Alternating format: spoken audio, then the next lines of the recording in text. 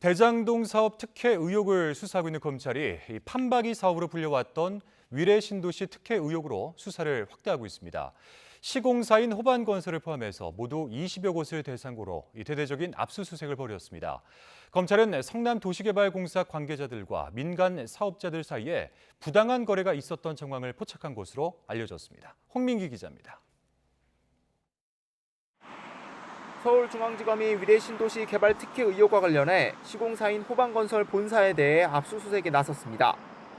자산관리사인 위례자산관리와 관계자들의 주거지, 또 유동규, 김만배, 남욱 등 대장동 일당이 수감된 구치소 수용거실을 포함해 모두 20여 곳이 압수수색 대상에 포함됐습니다.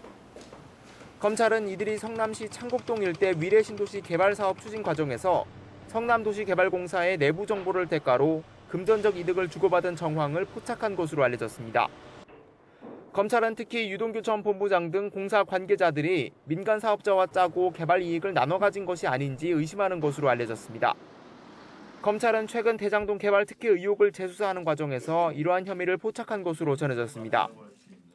대장동 개발 핵심 인물인 유 전 본부장은 위례신도시 사업에도 깊이 관여해왔고 천화동인 4호 소유주 남욱 변호사의 아내가 위례자산관리의 사내이사를 맡는 등 대장동과 위례신도시 의혹은 밀접한 관련이 있습니다. 두 사업 모두 민간 합동개발 방식으로 이뤄졌고 민간 사업자 공모를 마감한 지 하루 만에 사업자가 선정된 것도 비슷합니다. 특히 이번 압수수색 영장에는 부패방지법 위반과 특정경제범죄가중처벌법상 뇌물 혐의가 명시됐습니다. 관련 부패방지법 조항은 공무원이 업무상 알게 된 정보를 자신 혹은 제3자의 이득을 위해 이용할 때 처벌하는 내용입니다. 혐의가 인정되면 이와 관련한 범죄 수익도 포괄적으로 몰수 추징할 수 있게 됩니다. 검찰은 대장동 개발 의혹과 관련해서도 부패방지법 혐의 추가 적용을 검토하는 것으로 전해졌습니다.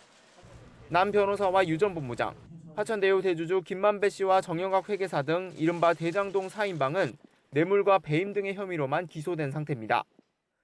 검찰 관계자는 이번 압수수색에 대해 공무원이 특정 민간 사업자와 짬짬이를 벌인 범죄 구조에 부패방지법 혐의를 적용한 거라고 설명했습니다. 검찰 수사가 대장동을 넘어 위례신도시로 확대되면서 성남시 윗선에 대한 수사도 탄력을 받을지 주목됩니다. 두 사업 모두 이재명 더불어민주당 대표가 성남시장이었을 때 진행된 만큼 이 대표가 당시 최종 결재권자로서 다시 검찰 수사 선상에 오를 수 있다는 관측이 나옵니다.